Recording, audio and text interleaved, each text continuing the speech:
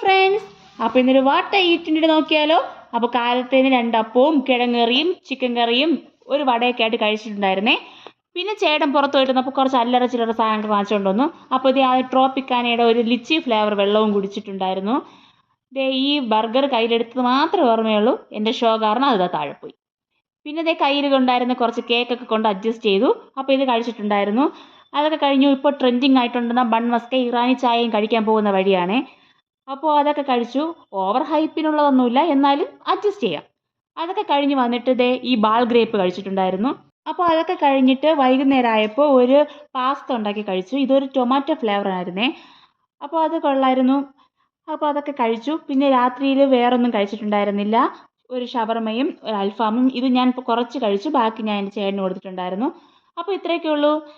അപ്പോൾ എൻ്റെ ചാനൽ ഇഷ്ടപ്പെട്ടാൽ ഒന്ന് സബ്സ്ക്രൈബ് ചെയ്ത് സപ്പോർട്ട് ചെയ്യാൻ മറക്കല്ലേ. അപ്പോൾ ബൈ.